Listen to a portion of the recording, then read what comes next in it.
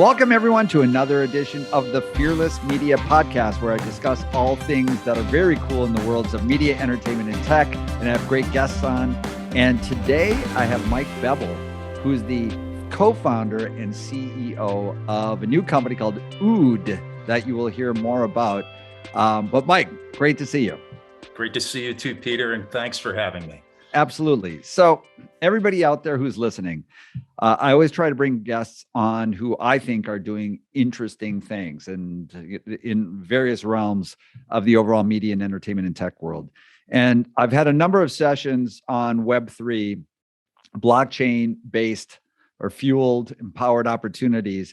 But this one is something that I think is really, really interesting because it combines the power of Web3, but with tangible goods. So OOD, which is OOD app, OOD app.com. I urge you to check out.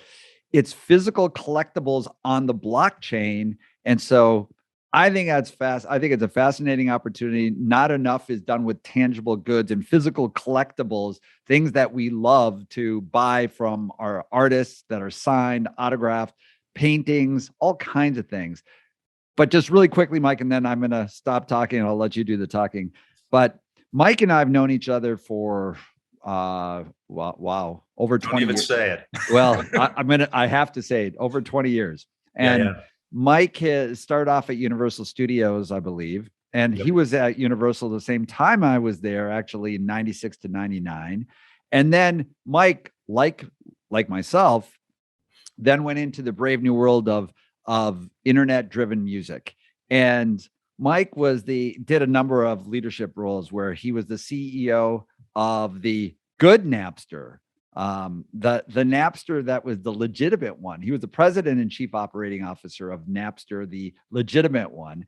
But also before that, he started a company called Press Play, which was a true pioneer. When I was at Music Match, which was a pioneer, he was at Press Play. So I guess we were competitors at the time, but Mike was the first one to actually get online music subscription, the first online music subscription service that had all the major labels that were licensed on it. So kudos to you.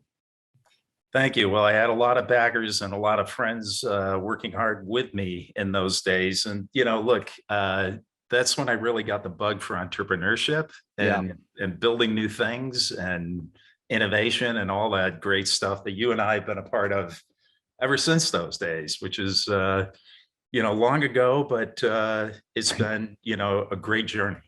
It truly has. And it just kind of shows you the paths that we've crossed and intersected so many different times, but Mike's always been a great guy. So we're going to get right into OOD because I'm not aware of another company that is doing what you all are doing.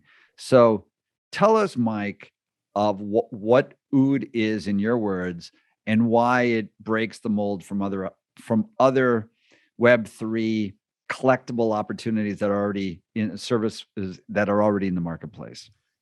Yeah, look, just to give you a little bit of the backstory, Alan Leonard, who I think you know, right? Yep. 30 plus year entertainment attorney, actually started at MCA, the label that Universal Studios had when you and I were there. Came up with this idea when he went to a blockchain conference and saw a blockchain company called VeChain, implementing kind of the precursor to what we built in a very novel way. So they had a pair of sneakers and a street artist and somebody from HBO. And what they really did was they took those sneakers, had the street artist paint them, create a unique, one-of-a-kind set of sneakers and an artwork, attached a couple of NFC chips to those sneakers under the tongue, and then attached those sneakers to the blockchain.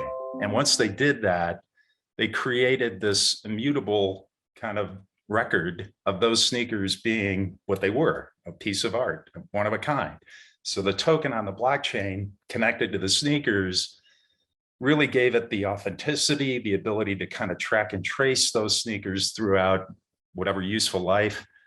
They also attached a promotional clip for Game of Thrones to that token. So now you had a physical asset connected to digital asset, all governed by the blockchain. And that really was the genesis for OOD. Since that time, which was almost 3 years ago, we've had the explosion in the NFT marketplaces. We've seen crypto kind of rise and fall. And throughout it all, we have kind of held firm to the intrinsic value of physical goods being at the core of what people really care about in the collectibles world. Yes, there's been a lot of activity on the digital side.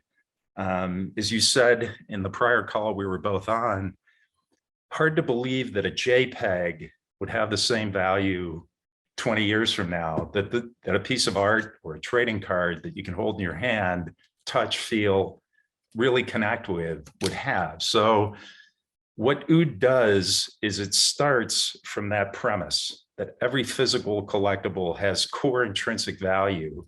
And then with OOD, we enhance that value by allowing creators to tell their story and have that permanently attached and affixed to the blockchain. So it's a very utilitarian use of blockchain to preserve, protect, track, and trace physical items along with digital content throughout their lifespan. And that is all added value at the end of the day. So NFT companies have toyed around with creating NFTs and then sending out a physical accompaniment as an added value. We flip the script. We start with the physical as kind of the core asset and then build on top of it. And I love that. I love the fact that you flipped the script, because collectibles are nothing new. People have been paying for collectibles for decades. There's a reason.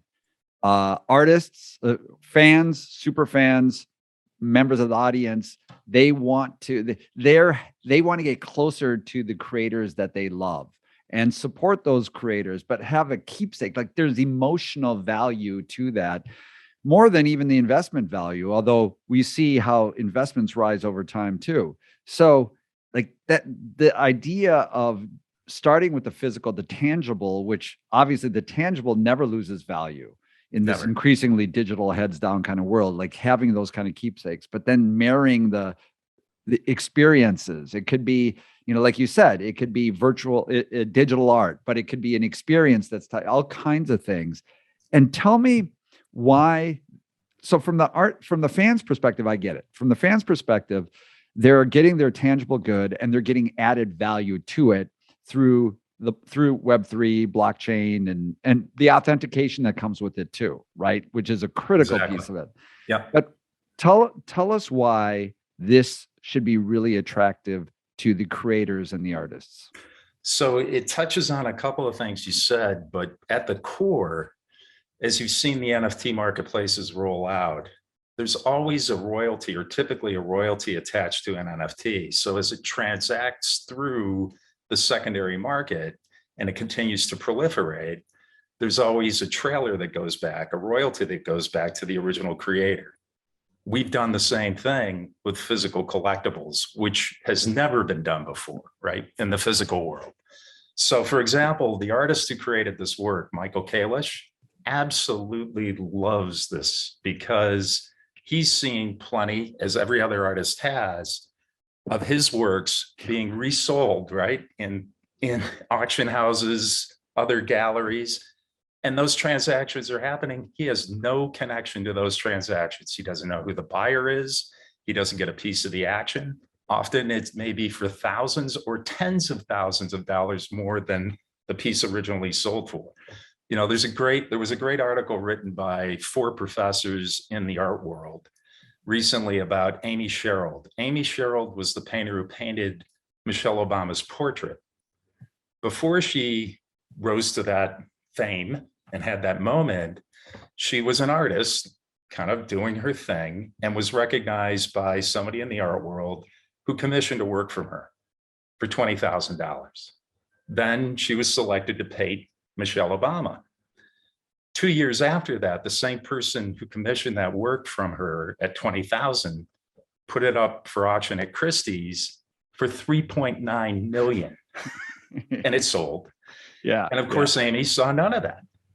So we fixed that problem because having it attached to the blockchain, having a royalty structure built in to that transaction flow means that that artwork, when it resells, will have a royalty due back to the creator. And that's what our marketplace does.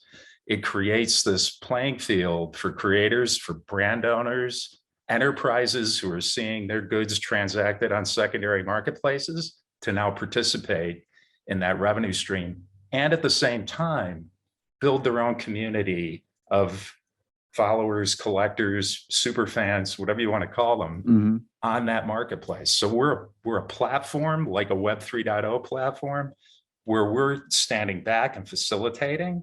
We're not trying to control the relationship between the consumer and the creator. We're actually allowing that to build organically or even deliberately on behalf of the creators. So it's a secondary marketplace opportunity for physical goods, physical collectibles that has never existed before. Yeah, it's pretty amazing. So on the resale, each time, so for every resale on down the over and over again, over time, the original artist who created it will get their ongoing share of the upside from the resale. Absolutely. And we preset that at 10% of the transaction, but that's variable, and it's up to the artist to decide if that's really what they want. They could even split a portion of that off and ship it to their favorite charity or cause, which is very meaningful in many of these relationships we built. So for the last year and a half or so, we've been working on the supply side of the equation, evangelizing this model out to artists, creators across the music landscape, sports figures, and media folks. We have a wonderful list of supply side partners in tow today, and we're preparing to launch with a whole suite of products, from individual creators to enterprise level partners. And it's exciting.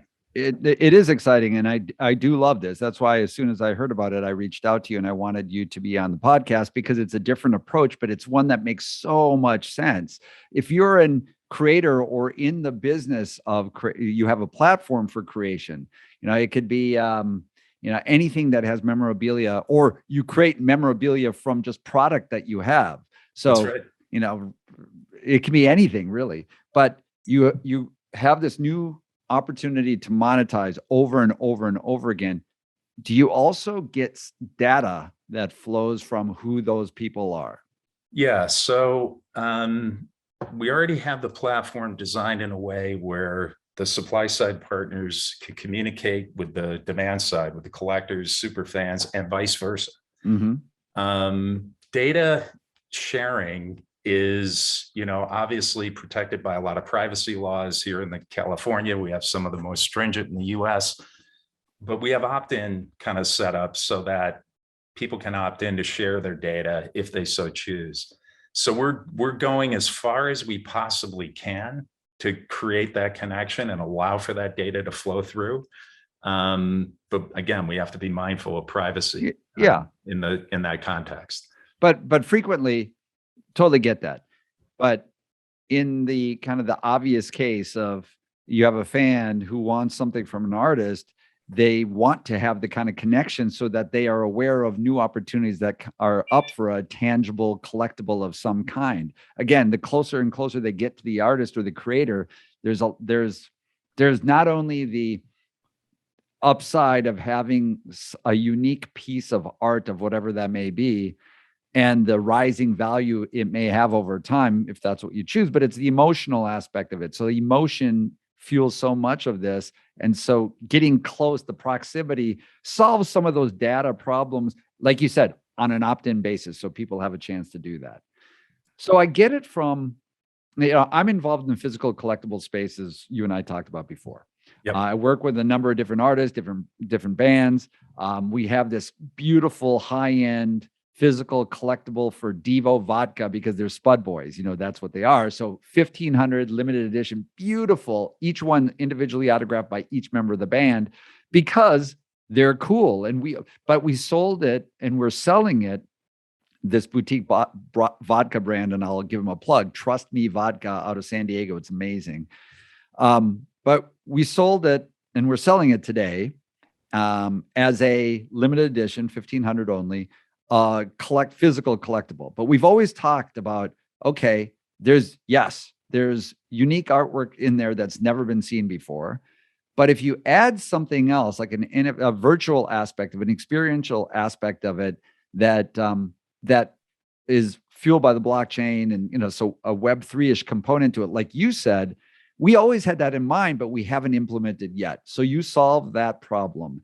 And we talked about the artists, but give us an example of the type of, a larger company that should look at what you're doing and say, this is only a win for us. This is a win-win for us all the way. Yeah. So we'll take a record label that we're working with right now, for example. Many of the labels now have big ongoing direct-to-consumer initiatives. They also own, in many cases, merch companies that have direct artist relationships and control their merch rights. Often they're putting out, from a record label standpoint, unique box sets, reissues, heavyweight vinyl, and all sorts of kind of collectibles around their artists. Or through their merch companies, they're doing limited edition leather jackets, for example, branded by the artist. In every one of those cases, what we're saying is, look, let us attach those items that have that ongoing collectible value to our platform. You guys go ahead and sell them through your normal channels.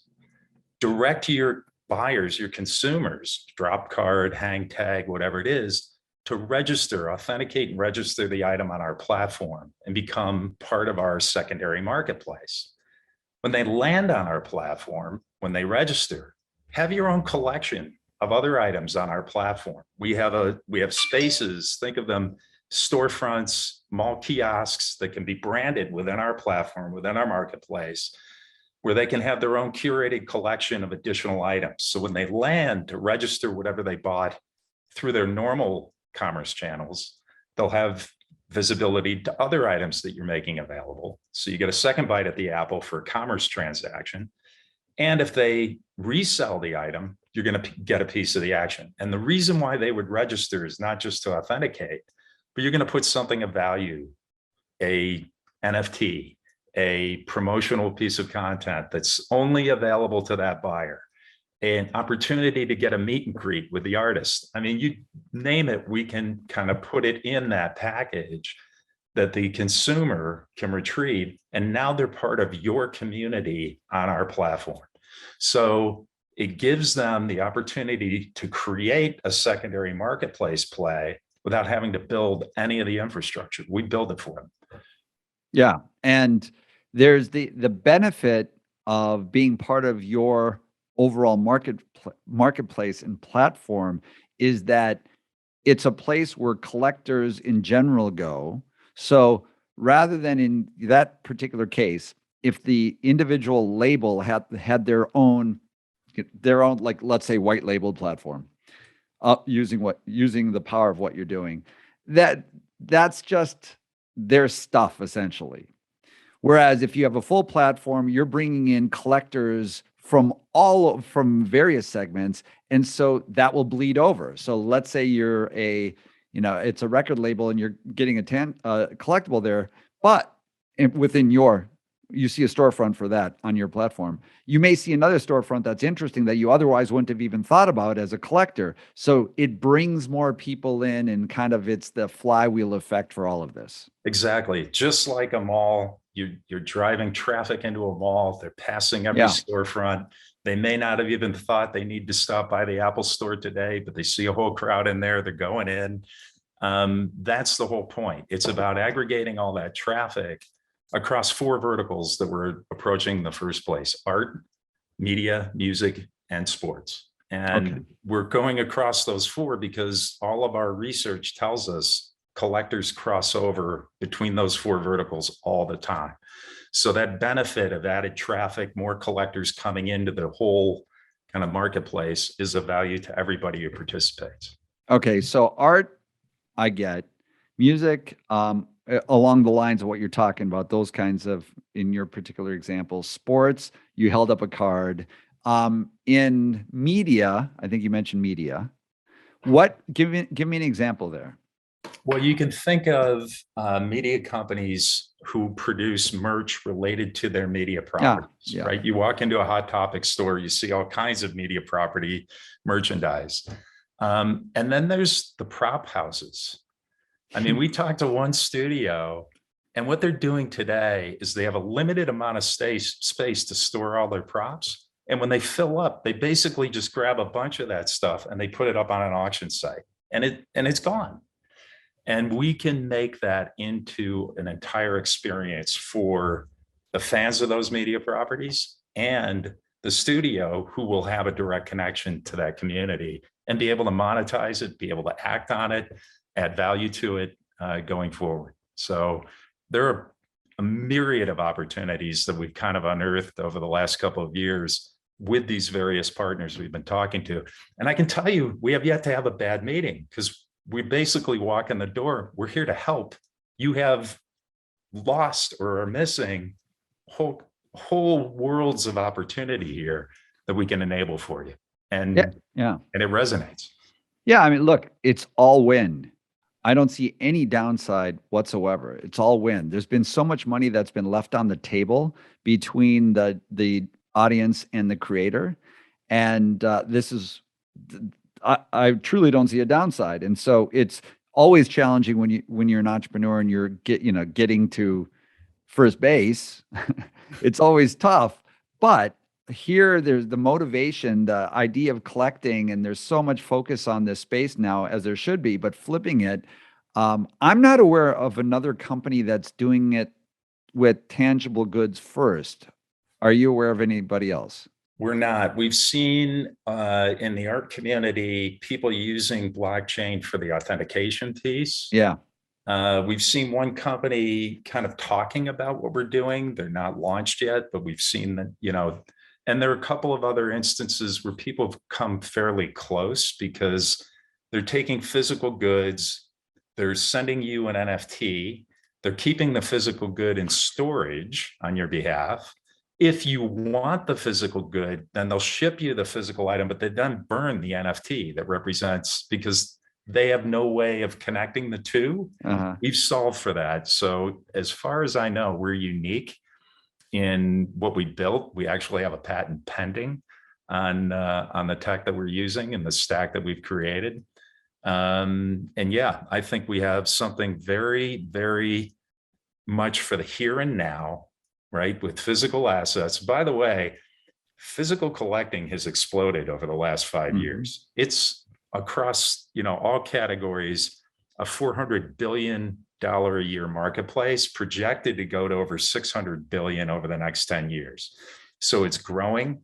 And, millennials are the biggest collector community. 42% of millennials, 72 million plus here in the US, collect physical items. They collect some NFTs, or they have, but they're really into the physical space because of the tangibility factor. Absolutely. So we know our target audience. We know what they're doing and going after. We know how they discover, and we know how much they covet what you exactly talked about before.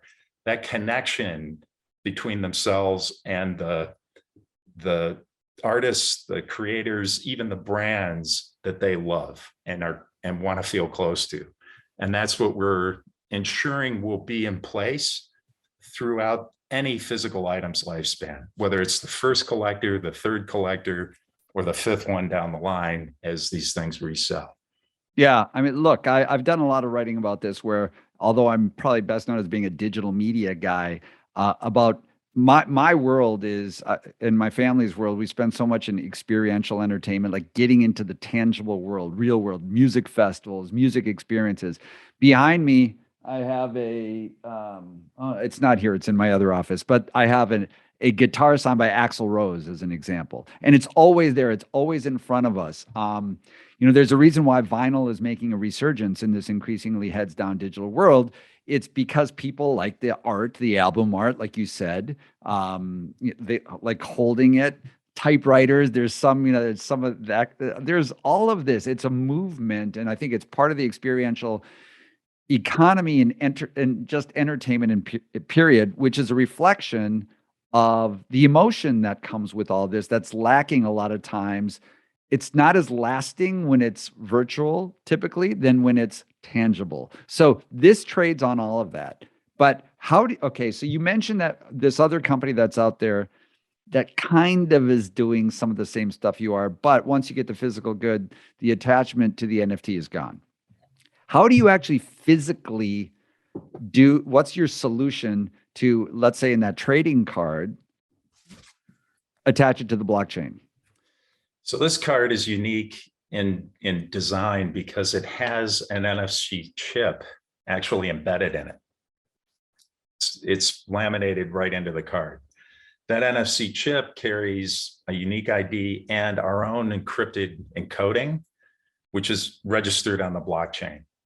Okay. So you'd have to destroy the card to get at that chip. Yeah. And the same could be true for a print. So this is a print series, numbered print by the original artist. It has a NFC chip in the paper stock that it's printed on. And the same thing, we attach that to the blockchain, and then we can build the model that I described from there. But there are some other solutions that you're looking at too. Yeah, there's two others. One we're actually very close to incorporating. If any design that's at least 1 by 1 in dimension, or it could be full size like this entire print, were printed digitally. We can embed a watermark through our partner tech company in that design that's unique. Think of it as a more robust QR code. Yeah. But it's not discernible by the naked eye. And that design watermark can be picked up by your phone camera. That too is an encoded design that can be attached to the blockchain. So anybody who's printing, any kind of logo or printed design on a physical item, we can take their digital artwork, ship them back, print file with that watermark embedded, and they can just run those things through their platform on their supply chain side, and have them then be basically numbered and attached to the blockchain that way. And again, all of these things, whether it's the NFC chip or the watermark, can be read from our application and verified. So you're using our app for authentication. You get a response from the blockchain that tells you it's the real deal. And then it becomes part of your collection on our platform. You can then post any of those items up for resale, either via auction or for fixed price that you can set. They go into our marketplace, somebody buys them, you ship it to them, then they pull out our app, verify the authenticity, and on it goes. The third piece of technology that we just worked with a bit over the weekend actually takes a super high resolution photograph of anything. You could take the E on this coffee mug, and it creates a fingerprint. And that fingerprint is unique even to two products that came off the assembly line, one next to the other. It'll pick up minute marks that are associated with a given item. The only issue with that is we can successfully fingerprint anything using that technology, but the resolution of the photo you take with your camera isn't high enough. Yeah. So we can use that as a backup to make sure that we can always verify something of high value.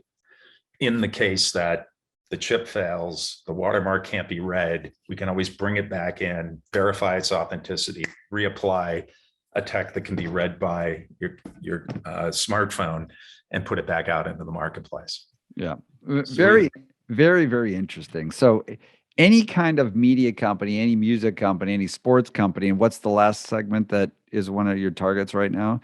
Media, music, sports, art. So creators, this is a platform that there's only upside. I love the overall market opportunity, believe in it. Also, the people behind this, because people always are the most critical when you're building a new company. and breaking out from the pack. And your experience, the other team members, but also the advisors that you have on board. When you look at, I've seen the deck that you have, and it's like a who's who in the media business, and there's a reason for that. And so it's gonna, you can see oodapp.com. You can go to the site and see it and see how they describe themselves. But it's something I really urge everybody to check out. And Mike, just before we go, I want to get let's put that aside for a second. Sure. You've worn so many different hats, and it's always kind of good to get like kind of an idea of the journey, right? You started off as in the big media ranks as a strategy person at a very high level, and then you became the serial entrepreneur doing a number of different things in media tech. So what have you learned from that? What's your comfort and discomfort with that? And what are like some thoughts to people out there who are exploring careers in media and entertainment? Just a broad question for you. It's a really broad question. Yes. First of all, I like asking the broad questions. Yeah. So once I got the entrepreneur experience with Press Play, so I was at Universal Music Group, EVP of digital, had this cushy job, terrific, platform, could talk to anybody. It was great, but it was a corporate gig. And I had always wanted to try something entrepreneurial. So I got into Press Play, and I helped put the JV together with Sony. And then I came aboard as the COO, and then eventually became the CEO. And once you get that bug, it's game over. At least it was for me. I mean, I had held other company and corporate positions, throughout my career. I was the product lead for Nokia, ended up, but it was an entrepreneurial position. Yeah. We were the black sheep in Nokia. We were creating software and designing products that would ride on their phones. The rest of the company was building phones. And so we were the odd guys in the corner, but created some amazing products. And for me, it's always been about innovation and creativity meeting business. And when you can pull those two things together and create value, kind of out of thin air, something that didn't exist before, it's magical. But it takes a village. It takes people with you who buy into the view and vision and want to go with you and kind of come along for that journey. And you end up making relationships there that are unbelievable. But you do need, especially in what we're doing today with OOD, relationships are key as well, especially in the media business across these four verticals we're in. So, Alan Leonard, my co-founder, 30 years in the music business, can talk to any manager, could talk to artists, could talk to people. I've been there as well. Our head of our art vertical, 30 plus year collector, has been, knows every gallerist, every art fair, promoter. So they, and along with our advisory team, can basically reach out and touch anybody. And those relationships are so important because anybody can walk in with a tech solution for something, but unless they're a trusted person, somebody they know, especially at these bigger media companies, you know how it is, Peter. I mean, they may give you a nice meeting, but when you walk out the door, they're like, yeah, that guy. Yeah, exactly. Yeah, exactly. So relationships are key.